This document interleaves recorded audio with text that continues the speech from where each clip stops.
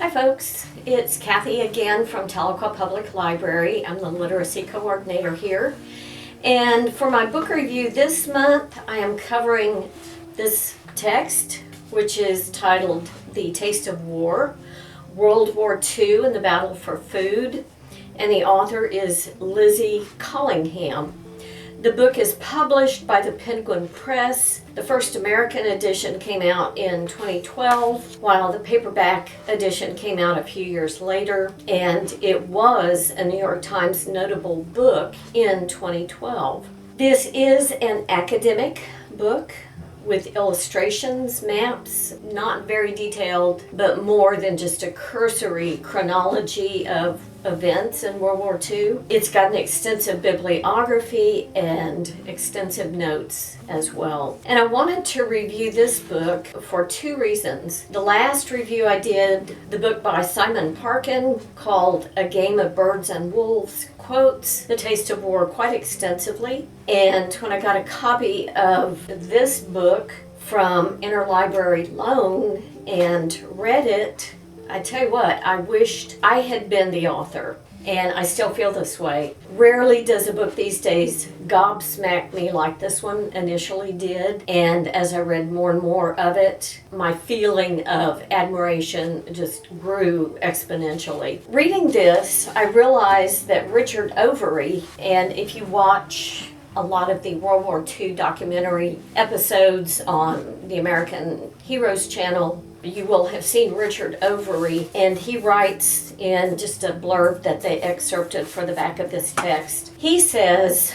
and he is, by the way, the author of Why the Allies Won, which is also about World War II. He was absolutely spot on when he said, "Every now and then a book comes along that transforms our understanding of a subject that had previously seemed so well-worn and familiar." In this outstanding global account of the role played by food and its absence during the Second World War, it will now be impossible to think of that war in the old way. And that is so true, because now when I think of World War II, one of my first thoughts is always, well, what was the food situation? The global scope of this text is so all-encompassing that I decided that I'm only going to focus on an overview and then a few issues that are highlighted with either one or two chapters in the text. After my overview of the book, I'll focus on England, Germany, Poland, and the Holocaust, because they are together, and the impact of World War II on food after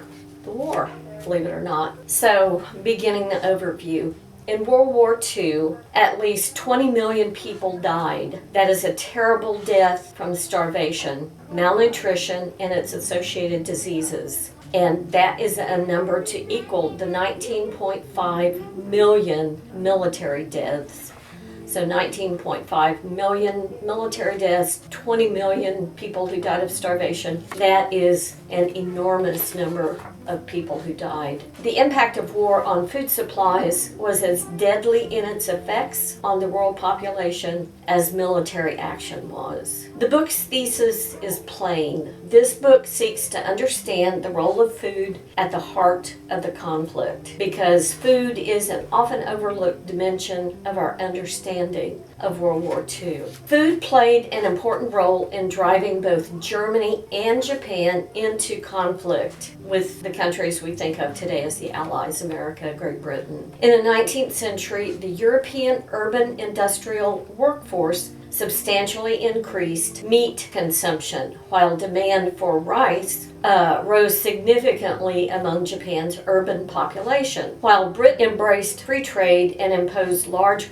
imported large quantities of food and animal fodder to address feeding its urban population. Germany and Japan felt disadvantaged by the international economy then dominated by both Britain and the U.S. Right-wing elements leaders in both Germany and Japan pushed for a more radical solution to issues of food and trade. They did not want to be subordinate or subservient to the U.S. Hitler wanted to fight for world supremacy and wanted an Eastern Empire as a source of food and other resources that would make Germany self-sufficient and independent of world trade. Wouldn't that be perfect for all of us? But unfortunately, as Hitler found out, that's not the way it works. War in Eastern Europe was thus inevitable. Japan wanted to reduce its dependence on the U.S. by tightening its grip on mainland China. But its belligerence there led inevitably to a conflict with the U.S. in the Pacific. So if you really think about it, food is, according to Collingham, and I agree with her, food and the lack thereof, or the competition for, is really one of the driving forces behind World War II. This fight over food as a cause of World War II is relevant to the contemporary global food situation today, since many third world countries face the same issues that Germany and Japan faced in the interwar years of the 20th century. At the heart of the food issue for Germany and Japan in the 20s and 30s is that these countries' diets did not include meat or milk except on very special occasions. It's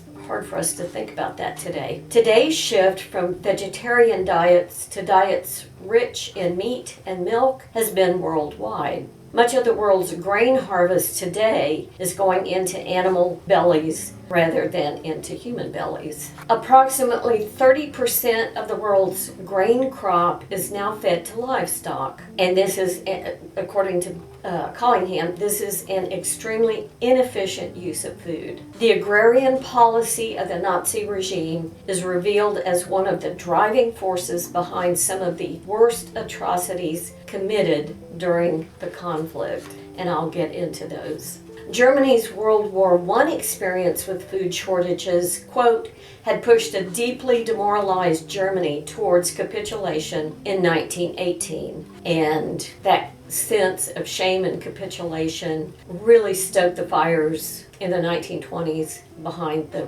rise of both Hitler and National Socialism.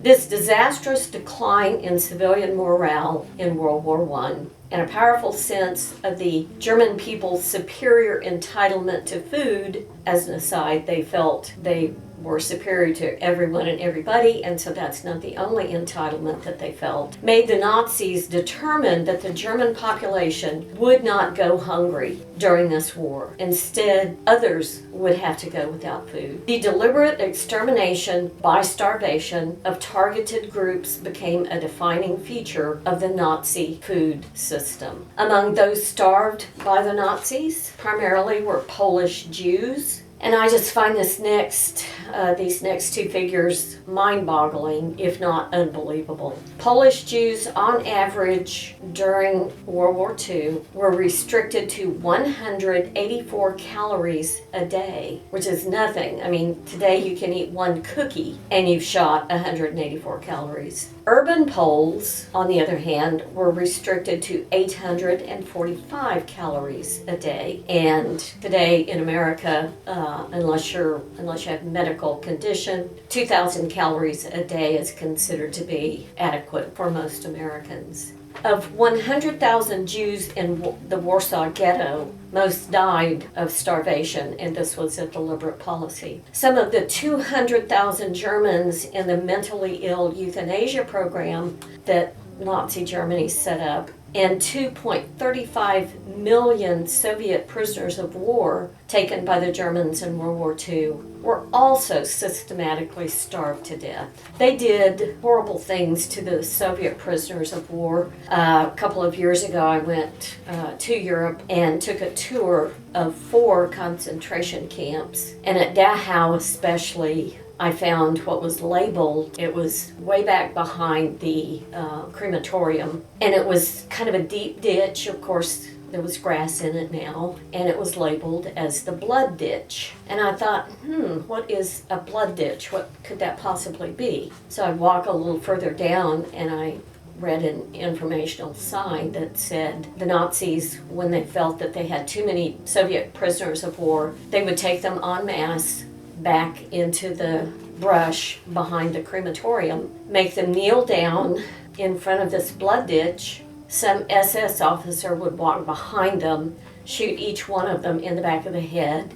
They would then fall forward with their heads going into this blood ditch, and they would be allowed to bleed out. And that's how they got rid of probably thousands upon thousands of Soviet prisoners of war at Dachau. The great Italian Jewish chemist, author, and Auschwitz survivor Primo Levi said about Switch, quote, "The lager, or camp, is hunger. We ourselves, the prisoners, are hunger, living hunger." And said of prisoners at night, quote, "Many lick their lips and move their jaws. They are dreaming of eating."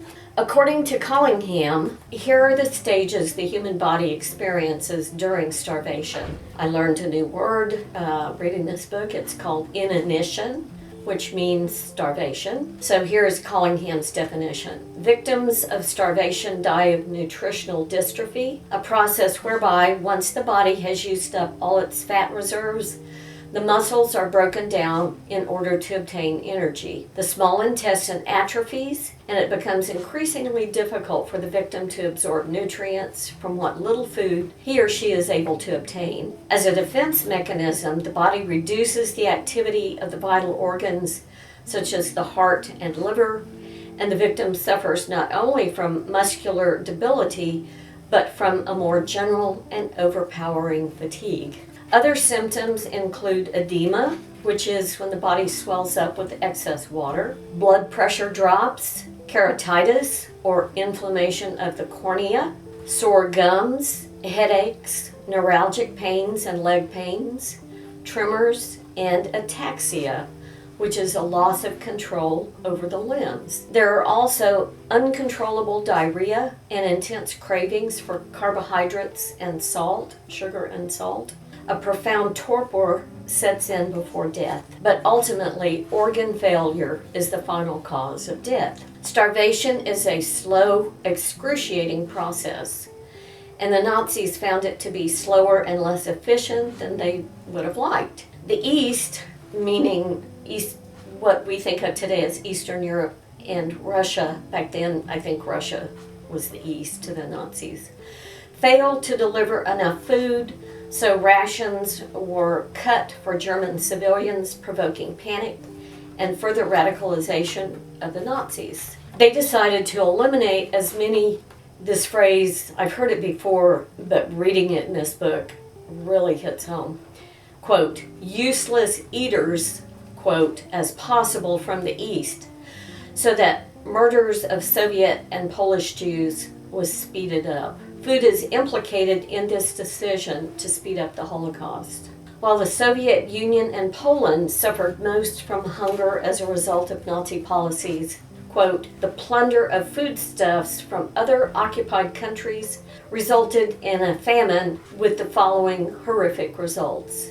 And there are 7 that Collingham lists. 500,000 people were killed in Greece. Increased death and infant mortality rates and child malnutrition increased in Czechoslovakia, Poland, France, Belgium, and Holland. During the hunger winter of 1944 to 1945, 22,000 Dutch people died of starvation when the Germans cut off food to those parts of Holland that the Allies had not yet liberated. You'll be interested to know that one of my favorite actresses, Audrey Hepburn, some of you may remember that she was of Dutch origin. She almost starved to death during World War II, and I've read that she and her mother, the only thing that kept them going was eating tulip bulbs. And if you really want to dig into the internet visual archives, you can find lots of pictures of Dutch people in hospitals slowly dying of starvation. Other belligerent countries also starved prisoners to death. Death rates increased in all the Soviet gulags. 1 million German POWs died in the Soviet Union. 23,284 Allies and civilian internees died of starvation in Japan. and 290,000 Asians died as forced laborers of the Japanese. And finally, at least 2 million Vietnamese died in the Tonkin district, which was at that point controlled by Japan. In 1945, only 56 Chinese prisoners of war were alive to be released by the Japanese. Securing a food supply became a central preoccupation for the governments of all the countries drawn into the conflict because, quote, food was the fundamental basis for every wartime economy. As a result of the war, 1. Physical activity increased significantly. 2. Women were recruited into the workforce. 3. More members of the total workforce moved into heavy industry. 4. The workday was lengthened. 5. Overtime hours were increased. 6. Night work became more common. Previous to World War II, it very seldom occurred. And 7. Both the workday and everyday life became more difficult. This increase in physical activity increased the number of calories that each person would need. Some examples are a moderately active young man needs from 2,800 to 3,000 calories a day just to get through the day. A soldier in training needs approximately 3,429 calories a day, but if that soldier is on active duty in cold conditions, his need jumps up to 4,738 calories a day. And finally, starving workers, conversely, were less productive than well-fed workers were. Makes sense. Starving foreign workers at a factory in Essen, Germany, were anywhere from 15 to 43% less productive than were the well-fed German workers. As Collingham notes, quote, for most combatant countries, total war placed an immense strain on the food system, and food production in itself became a battle. America was the lone exception, of course, with enough resources to rise to the challenge, and by devising and implementing new agricultural techniques, the impacts of which can still be felt. And I'm going to talk about those impacts at the end before I finish. With all this emphasis on food in World War II, not surprisingly, quote, a minor revolution occurred in the understanding of food as a tool for maintaining the health and fighting capacities of soldiers, which triggered significant changes in the way soldiers were fed. As a result of this revolution, quote, significant progress was made, especially in the United States, in the processing, fortification, packaging, and transportation of food. Democratic governments acknowledged that in return for the sacrifices soldiers and civilians made in order to win the war, it was the government's responsibility to safeguard the food supply and provide an adequate diet for the whole population. Now, that's democratic countries, not the Nazis. Rationing systems during the war exposed fault lines in the ideologies of the combatant countries. How? 1. Germany fed starvation rations to Jews, forced workers, and concentration camp inmates, ironically killing them even as Germany was desperately short of a viable workforce.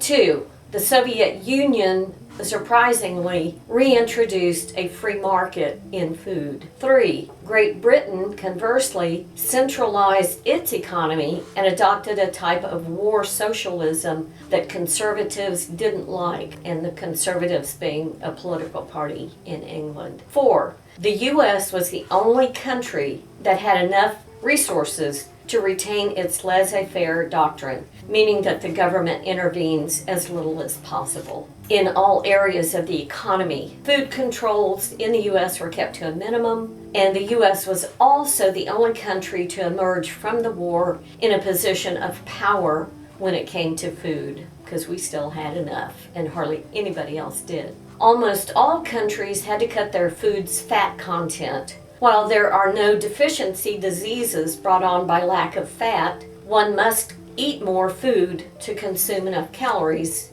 in a low-fat diet. This lack of fat in diets left almost all people during World War II with, quote, a nagging sensation of hunger, quote, even when they were eating sufficient calories. A lack of sugar and sweetness in the diet also provoked unbearable cravings. Civilians in all countries in the war spent countless hours queuing for food. That's what the Brits call it. We say you have to stand in line. And recently we've seen a lot of queuing in Texas for people to get bottled water supplies, hoping to scrape together enough food for the next meal. Quote, digging for victory went global, with people worldwide planting potatoes in every tiny patch of ground they could find. Potatoes are the food of war, easy to grow and providing proteins, vitamins, and carbohydrates. Worldwide, the quality of food declined. And this is the observation of an American pilot during the war. Roy Lee Grover, an American B-25 pilot on New Guinea, was appalled by the Australian Army rations he was given.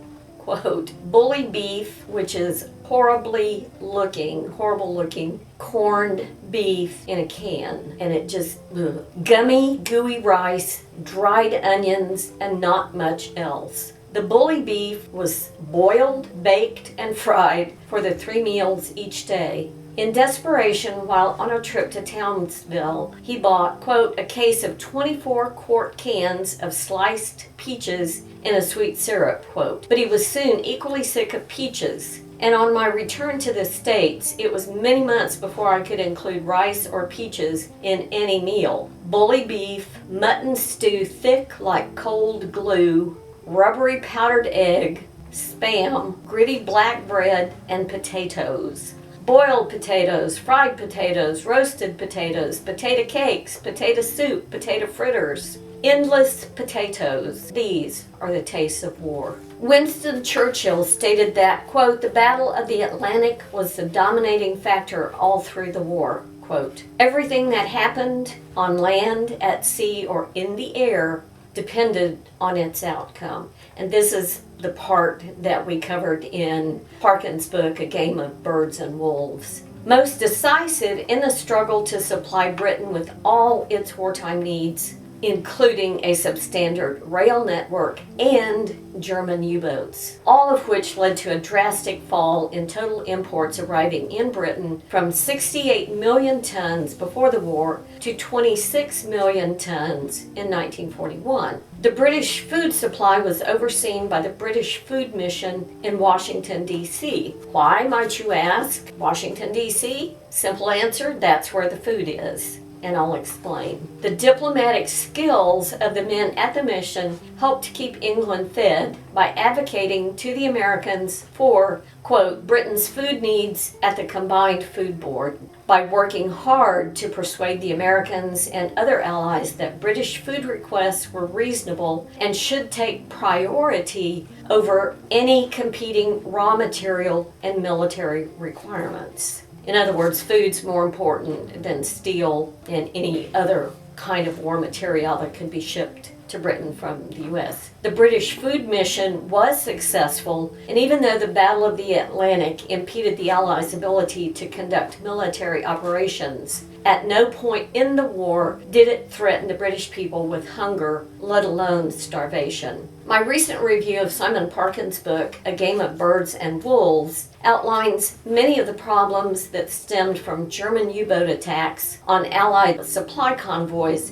in the North Atlantic, so I won't repeat that info here. I believe the Parkin review is still available for you to listen to either on our Facebook page or our YouTube page. However, in England, the autumn and winter of 1940-1941 was the worst period for British food during the entire war. At the end of January 1941, Maggie Joy Blunt, a freelance journalist keeping a diary for the magazine Mass Observation, summed up the atmosphere of foreboding in Britain. Quote, it is as though we are beginning to see at last the slow subsidence of our river of wealth. We are not starving, we are not even underfed, but our usually well-stocked food shops have an empty and anxious air. Cheese, eggs, onions, oranges, luxury fruits and vegetables are practically unobtainable. Housewives are having to queue for essential foods. We live on potatoes, carrots, sprouts, Swedes, turnips, artichokes, and watercress. The meat ration was cut at the beginning of the month and now includes all the offal we could once buy without coupons. Prices are rising. We are warned by statesmen repeatedly that Hitler intends to invade us. The outlook really seems very grim indeed.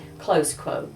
And I would define offal for you at this point. It's the viscera and trimmings of a butchered animal removed in dressing. Most Americans would not eat it. I wouldn't. I am very particular about my food. Some people would say too particular, but I ain't eating offal. Of course, I didn't live in Nazi Germany or wartime Britain either. Other shortages occurred in meats, which the government said could be stretched out, housewives, by using oats. Onions and fish, the government closed the fishing grounds in Britain and used military requisitions for fish. Both of these actions cut the supply to the general population. The Americans, however, came up with a solution to the food shortages. In early 1941, we, the Americans, introduced the Lend-Lease program, wherein Roosevelt supported the war effort without actually declaring war. Remember, this is a year to 9 months before Pearl Harbor, and America at that time, prior to the attack on Pearl Harbor,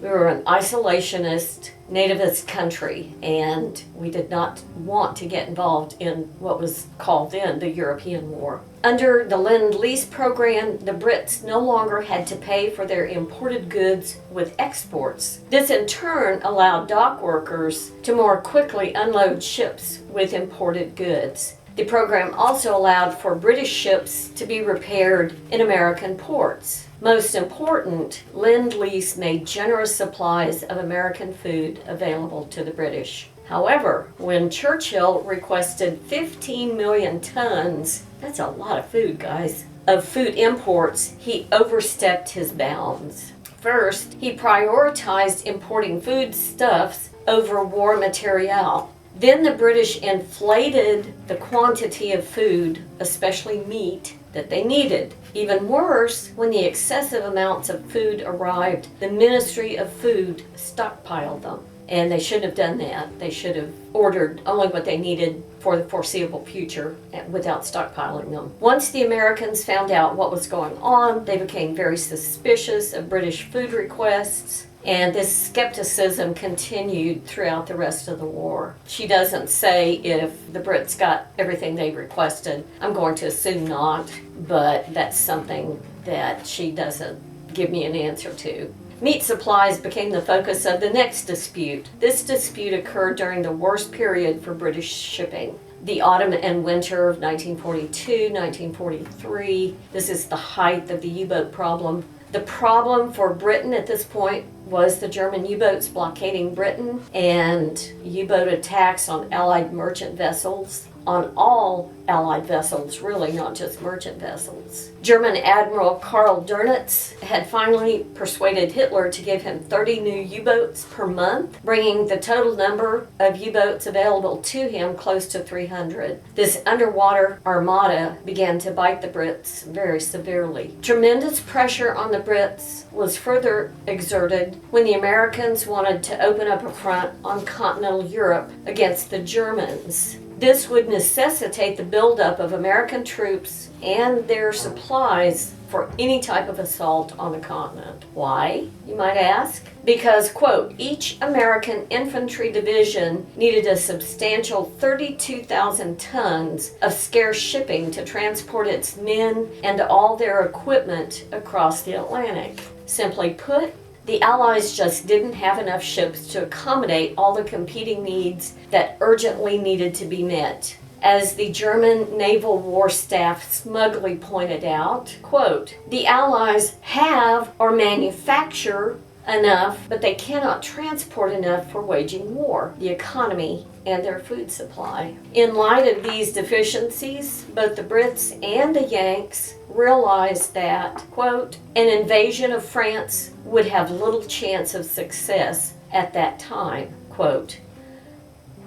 So that's how D-Day gets postponed. The two allies compromised and agreed to invade North Africa from the west, an invasion codenamed Operation Torch. Even the scaled-down invasion created big problems in shipping and supplies. Quote, preparations for Operation Torch cost Britain a 30% reduction in imports in 1942, quote. And the head of the Ministry of Food, Lord Woolton, quote, was forced to use stocks of canned corned beef, this is that gross bully beef, to make up 1/7 of the meat ration for British soldiers. In recognition of this hardship, the U.S., quote, pledged to send an extra 263,000 tons of frozen meat and offal to Britain in 1942-43. This seems a reasonable amount, but in truth, it was but, quote, a mere 4% of American frozen meat production, quote. Gives you an idea of how bountiful this country was at the time. It's a good thing American meat production was at an all-time high, as more and more countries, governments, wanted big bites of it. Quote, posters depicting how the American family of Mom, Dad, Johnny, and Susie had been joined at their loaded dining table by a GI,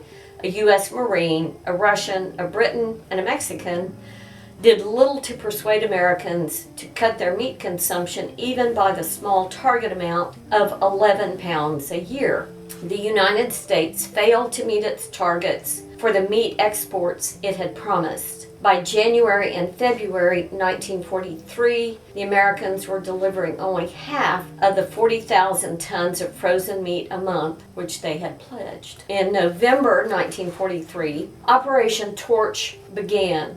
But, quote, sinkings of merchant ships reached their peak in November 1942 with the loss of 700,000 tons of shipping to submarine attacks, U-boat attacks, and another 160,000 tons of shipping was destroyed by aircraft and mines. About 9% of all food shipments to Britain were sunk. Meanwhile, 155,738 cubic meters of frozen food earmarked for export to Britain rotted on the docks of the American East Coast ports while waiting for shipping. Once the U.S. failed to meet its quotas of meat to the British, they turned to other meat-producing nations, Britain, especially Australia and Argentina. But these two countries' focuses had shifted and they were unable to help. So an appeal was sent to Harry Hopkins, who is Roosevelt's closest advisor, and it was agreed to divert some meat from the Soviet Union, because America's and the Allies are also supplying the Soviet Union, an ally during World War II.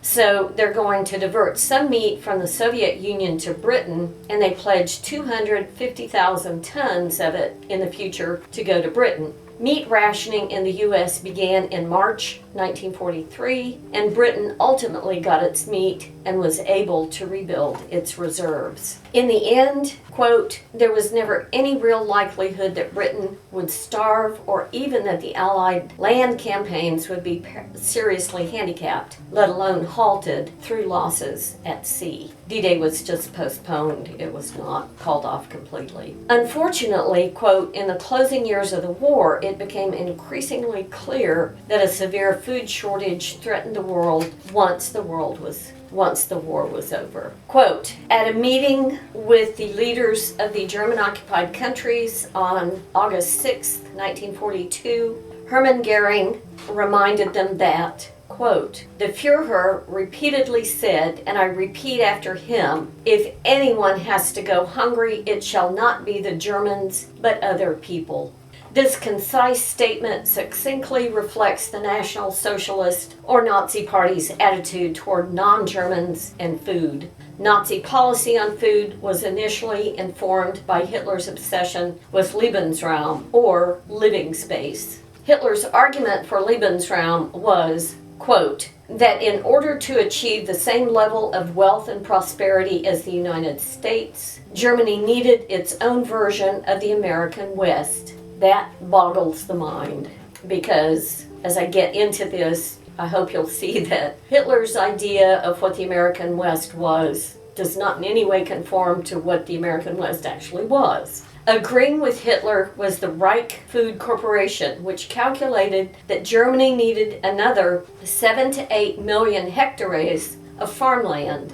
To give you an idea of how much that was, 1 hectare is equal to 2.47 acres. So 7 to 8 million hectares is 18,525,000 acres. How was landlocked Germany to acquire all this living space? Tiny farms in the Reich were to be confiscated from their owners, consolidated, and the former owners sent east, where they would operate new farms on land seized from their owners, and eventually supply the foodstuff that Germany was having to import. Thus, Germany would become self-sufficient and immune to blockades and could eventually stand up to America and Britain as an equal. Hitler's vision of living space in the East was shared by many other Nazis, especially Heinrich Himmler, head of the Gestapo. Himmler's Race and Resettlement Office was led by a man named Richard Walther Darré, who shared this vision of Hitler's and Himmler's. 1932, Darré went to a secret meeting that created plans for large Eastern agricultural estates to be run by an aristocracy of SS members and worked by enslaved former inhabitants. In view of the Nazis' perceived need to expand east, conflict became inevitable, obviously. In a secret speech Hitler made in May 1942 about why Germany went to war, quote, the Fuhrer said this: "It is a battle for food, a battle for the basis for life, for the raw materials the earth offers, the natural resources that lie under the soil, and the fruits that it offers to the one who cultivates it." There were a lot of emphases in the written quote, and so I hope I've done them justice, because he's really emphasizing food, soil, and what lies under the soil. Collingham asserts that Lebensraum is, quote, a contemporary solution to the problems caused by industrialization. A man named Herbert Back, who represented agriculture in Hitler's 4-year plan in winter of 1940, persuaded both Hitler and Himmler that to win the war, Germany had to be self-sufficient. But to become self-sufficient, it must first conquer the Soviet Union. Think about the implications of that statement. Because as we know, Hitler does invade the Soviet Union, and basically that invasion and his inability to complete the invasion of Russia is what really leads to the loss for the Germans of World War II. While Darré's influence over Hitler had faded, Back's influence increased, and Collingham states that Back's solution to the problem of the wartime food supply contributed directly to Hitler's decision to go to war with the Soviet Union in the summer of 1941.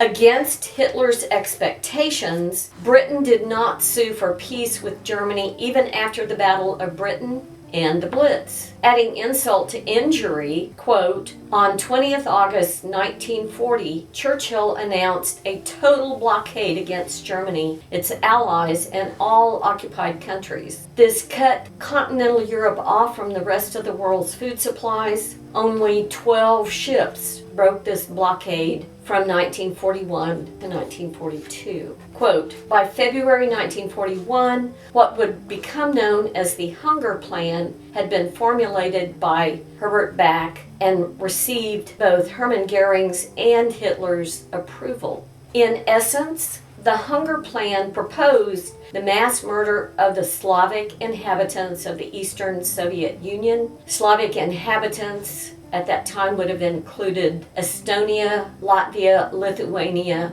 all of what we think of today as the Baltic states. And the decision to speed up the Holocaust and remove, in quotes, useless Jewish eaters from Poland. Only 3 copies of the Hunger Plan are known to exist today. Some of you may know that the Nazis seldom wrote things down, and if something was written down, it was usually later destroyed. The most obvious example is when the Nazis abandoned the concentration camps. They destroyed most of the records so that when the liberating armies came in, they found very few records. Obviously, the Nazis did not want to incriminate themselves for good reason. Hitler himself gave orders orally and was often deliberately vague in anything he may have said about policy, leaving subordinates to guess as to what he wanted them to do. The hunger plan called for, quote, suppressing Russian consumption, quote. The plan acknowledged that unbelievable hunger would exist in northern Russia and that, quote, umpteen millions of people will be starved to death, quote. Back was hoping 30 million people would starve, go for broke, go for the biggest number possible. As Collingham points out, agrarian ideology is crucial if we are to understand not the archaism of Hitler's regime, but its extraordinary militancy. The hunger plan was never fully implemented due to lack of coordination between the various organizations charged with administering it. Critic Louis Champion stated that, quote, the hunger plan, had it been successful, would have been the largest genocide in human history. I'm going to say it was very successful. It may not have been as successful as it could have been, but believe me, it was successful. Poland and the Holocaust. Collingham asserts that by the end of 1941, quote, a line of demarcation existed along the old Soviet-Polish border of 1939. To the east, the policy was one of total extermination, including all of Poland. To the west, only about 10 to 20% of the Jews had been murdered. As far as Hitler was concerned, however, quote, it had always been his intention, as well as a section of the National Socialist leadership, to eradicate all Jews from Europe. A food crisis in 1941 and 1942 gave the Nazis a rational reason as to why they should be eradicated. Jews must not be allowed to continue eating scarce food when German workers deserved it more. Quote, thus food worries gave added impetus to the Holocaust. Hans Frank, Governor General of the General Government of Poland and later an administrator at Auschwitz and a couple of other camps, returned to Poland in December 1941 after meeting with Hitler and, quote, announced plans to deport Polish Jews to the east or Russia were no longer viable. As Polish Jews were deemed, quote, extremely damaging eaters, quote, by the Nazis, they needed to be removed as soon as possible. A meeting in January 1942 would decide their fate. This meeting was the infamous Wannsee Conference, where plans for the deportation and extermination of all European Jewry would be formulated. During the conference, it was decided that the first group to be targeted were the Polish Jews from occupied Poland. In the winter and spring of 1941 and 1942, quote, preparations for industrialized murder on a massive scale were made with the construction of the extermination camps at Belzec, Sobibor, and Treblinka. These death camps were specifically built in order to kill Jews efficiently. So if it's a death camp, it's deliberate murder, and I'll define concentration camp here in a minute. Extermination camps are very different from the concentration camps, which were places of punishment and where inmates often died of hunger and overwork, but were not systematically murdered as happened in the death camps. In the winter and spring of 41-42, a black market grew up in Poland that Hans Frank could not control. That infuriated him. German rations were so meager that a food black market was all that kept workers going. More workers had to be hired in factories, as most workers spent 2 days a week going into the Polish countryside to barter for food or scrounge whatever they could. Two delicacies in the Warsaw Ghetto were meat, known as dupniki. I'm going to try to be as delicate as possible. Dupa being the Polish word for you're behind. Dupniki was made from scavenged cattle rectums, which had been discarded by butchers as unusable. In the ghetto, Jewish butchers washed and ground them into minced meat, and in the ghetto this was considered a delicacy if you could find it. The second was coagulated horse blood, spread on bread and seasoned with salt and pepper. The first time I read that, I wanted to hurl. In 1942, Poland's general government wanted some way for Jews to be, quote, taken out, quote, of the food chain. This would accomplish several objectives. It would tamp down the food black market, they thought. It would free up more food for non-Jews, and it would improve the productivity of industries and improve Polish-German relations. Don't know how they figured that one. At this point, 1942, orders were given to begin rounding up Jews. As Collingham says, quote, those who organized the murder of Polish Jews were in no doubt that the campaign was directly linked to the problem of food. Quote, police chiefs were reminded in June of 42 that, quote, the successful collection of the best possible harvest is dependent upon the removal of the Jews. As a result of this desire for more food for non-Jewish Poles, the murders of Jews began, not surprisingly, in those areas, quote, where the food situation was worst. Shooting of Jews in Galicia, which is a province or state of one of the Baltic countries. I can't remember which one. There is a documentary series that some of you may have seen. It's called Nazi Death Squads. And about a week ago, I was watching some of the episodes of that, and a large part of the hour was shown of people in Galicia being shot. And it gave the history of that. It was pretty horrible.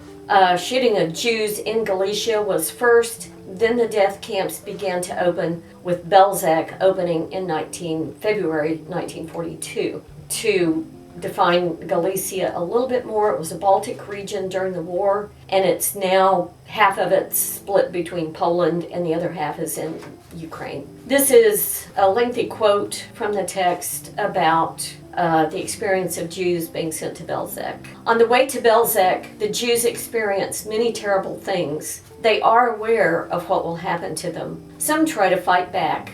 At the railroad station, and it looks like Srebrenica to me, but that's not it. I couldn't even begin. I looked at my Polish pronunciation audio dictionary on the computer, and there is no entry for this town. A young woman gave away a gold ring in exchange for a glass of water for her dying child. In Lublin, people witnessed small children being thrown through the windows of speeding trains. There was an atmosphere of panic in the town as news came from nearby Zamość that 2,500 Jews had been evacuated by train. A few days later, a mob assembled outside the Jewish homes in this unspeakable town, waiting to loot them once their inhabitants had been removed. Can you imagine walking out of your house and seeing a huge crowd of people that you knew, and perhaps some even neighbors, screaming and shouting, spitting at you, throwing things at you, and you know that they're waiting for you to leave so that they can go in and ransack your house. On May 8th, the Gestapo began a mass shooting of Jews in the town. Quote, they shot people like ducks, killing them not only on the streets, but also in their own houses, men, women, and children, indiscriminately. I can still see the wagons filled with the dead, one Jewish woman walking along with her dead child in her arms. Some of the Poles responded with laughter. Others looted the homes of the dead.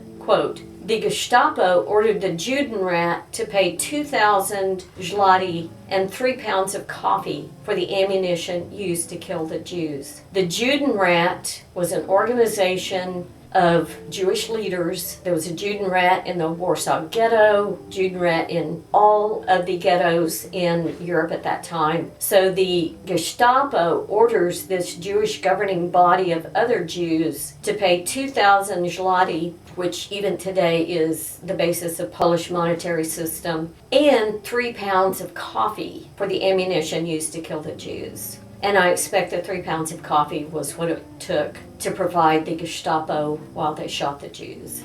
As the Warsaw Ghetto was being cleared, Joseph Goebbels traveled to the city to secure deliveries of vegetables for Berlin. In summer 1942, quote, the Allies were told of the terrible fate of the European and Polish Jews. The source of this information was Bernard Reigner, the representative of the World Jewish Congress in Switzerland, who got his information from Eduard Schmulte, a German industrialist who regarded the Nazis as gangsters intent on a policy that would lead to Germany's ruin. How prophetic was that? Schulte also told his Jewish contacts of the Nazi plan to deport all Jews in German-controlled territories in the East, where they would be exterminated. He also referred to a large crematorium and Zyklon B as the means of their deaths. And as we all know, the bodies of Jews killed in these camps were cremated, and Zyklon B was the poison poured into the fake shower rooms as the means of their deaths. As I mentioned, in 2018, I took a guided tour to Poland and Germany, and the whole point of the tour was to visit World War II sites. We went to 4 concentration camps. The next to the last one was Buchenwald, which is out in the idyllic countryside, and only one of their crematoria still exists. But in one room, very small room, there were cans of Zyklon B, used empty containers of Zyklon B stacked up almost to the ceiling. I got a great picture of it, and it boggles the mind how many people that much Zyklon B would have killed. Our old acquaintance Herbert Back, creator of the Nazis' hunger plan, by mid-1942 had officially been named Minister of Food and was a central player in, quote, Nazi decisions about food. The, quote, critical food situation and its dismal future prospects was constantly used as a justification for the course the war followed. That summer of 42 brought a plethora of problems for the Nazis to deal with. About time. They needed, quote, more food from the occupied territories, more deaths, more murders, the elimination of yet more useless eaters. Göring demanded ever more food from the occupied territories, as he told leaders of these territories, quote, "It makes no difference to me if you say your people will starve. Let them do so, as long as no German collapses from hunger." I always have to think of the mindset of anybody who could make a statement like that. Thus, Göring made clear that Germany's policy was to export hunger. This hunger exportation policy, quote, sealed the fate of the Jews in the occupied territories, quote, especially those in Poland.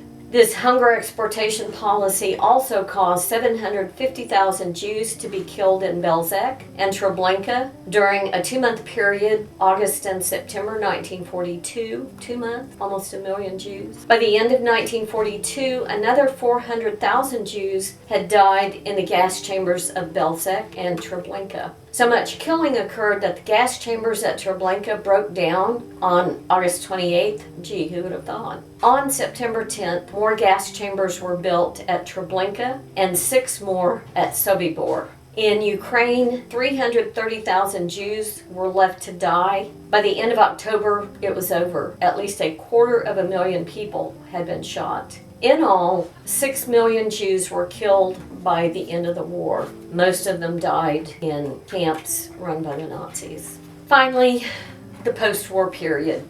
The slogan of the U.S. Department of Agriculture during the war was, quote, "Food will win the war and right the peace," quote. And of course, this is exactly what happened. Think of the Marshall Plan, care packages, and the like. The Marshall Plan is still talked about among Europeans who lived through the war.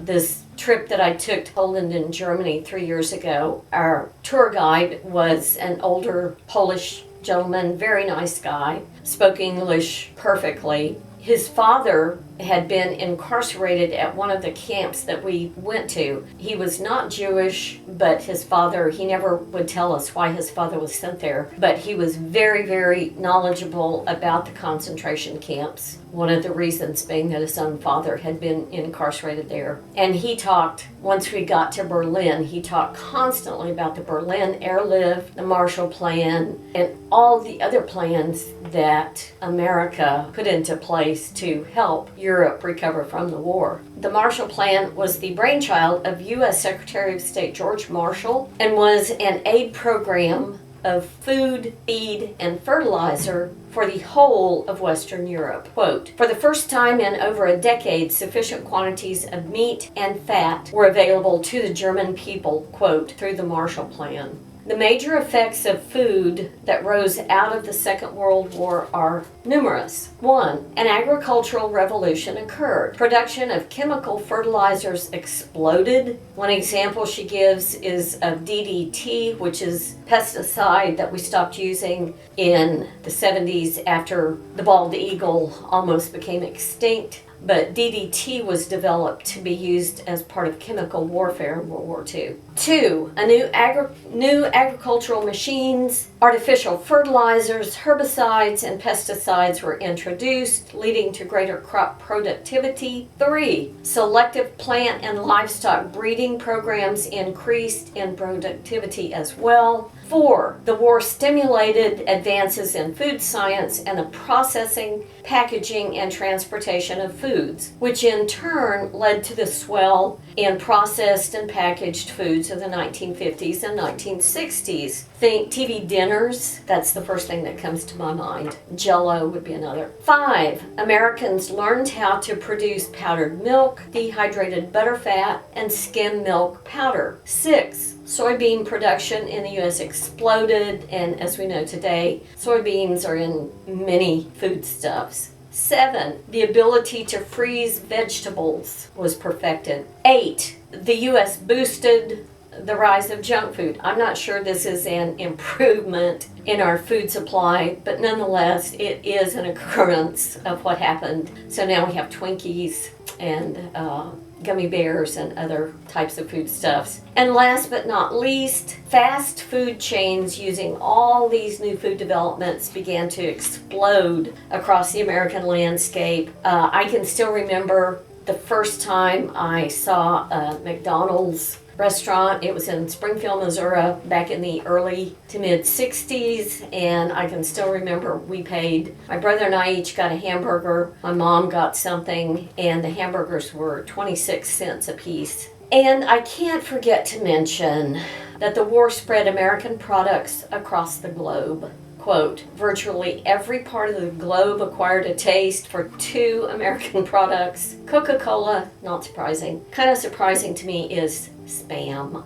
In spite of new tastes and new foods, the staples of war, bread and potatoes, remain favorite foods across the globe. And the last thing I'll share with you are a couple of passages about other countries and American food. The United States was the only combatant nation to end the war in a healthy economic state. Indeed, its economic expansion during the war had transformed it into, quote, a giant on the world scene, quote. Almost 2/3 of the world's industrial production now took place in the U.S. The American gross national product had doubled and incomes had risen. Its workers were the most productive in the world. Its farmers produced the highest yields per acre of any country. Amid the destruction and shabbiness of post-war Europe and Japan, U.S. military bases stood out as islands of affluence. The economic resources of the United States, which had been so powerfully demonstrated by the firepower at the disposal of its soldiers, were now made manifest to the defeated civilian populations by their bountiful supplies of food. In Germany, children would beg outside the U.S. Army camps, and the troops would pass out the remains of their amazing meals of soup, vegetables, steak, and salad. One of the most common memories of liberation is that of American soldiers doling out sweets and chewing gum to children as they drove through the towns and villages in Europe. In Japan, children greeted American servicemen with a salutation, "Give me chocolate." I like that salutation. European children were also eager to gain access to the Coca-Cola sold in PX stores on the bases, And in Austria, children could be lured to attend youth activities by the promise of free Coca-Cola. Although the company was not supposed to use its monopoly as a supplier of sodas to the troops as a marketing scheme, the sale of the drink to American soldiers acted as, quote, the greatest sampling program in the history of the world, quote. By 1950, when the GI Coke bottling program came to an end, that GI Coke bottling program makes me think somebody needs to write a book about it. Coca-Cola had established itself as a preferred drink among veterans returning to the U.S., as well as among the youth of Europe, who saw anything enjoyed by American soldiers as desirable. The physique of the Americans in comparison to the thin, grubby, malnourished bodies of the Europeans and the Japanese made an enormous impression. Miura Akira recalled how, quote, well-fed and well-dressed the Americans were, so healthy. In contrast to us, who were all emaciated, that was the first thing that hit us so hard. We said to ourselves, why did we fight these people? We couldn't have won. She laughs, quote, even their food was outsized. Japanese potatoes are much, much smaller. These were 2-3 times as big. The canned goods may not have been great by American standards, but to us, everything tasted great. The contents of care packages arriving in Europe from America were marveled at by the recipients. Over 100 million of these packages were sent to Europe, and from 1948 to Japan. As Reinhold Wagenleitner put it, quote, the relief packages in a starving Europe became equated with an overflowing shop window, which displayed the overwhelming achievements of the American economic system. And the final thing I'll do is show you this picture on the cover of the book. Here you see American GIs giving probably candy and gum, maybe Hershey bars, which is what they passed out during the Berlin airlift, to kids in post-war Europe. Thank you very much, and I hope you've enjoyed this book. And by the way, this is my own personal copy. I had to get the copy that I actually used for the review through interlibrary loan, and I was so impressed with it, I ended up buying my own copy. So thank you very much. I'm hungry. I'm going to go eat lunch.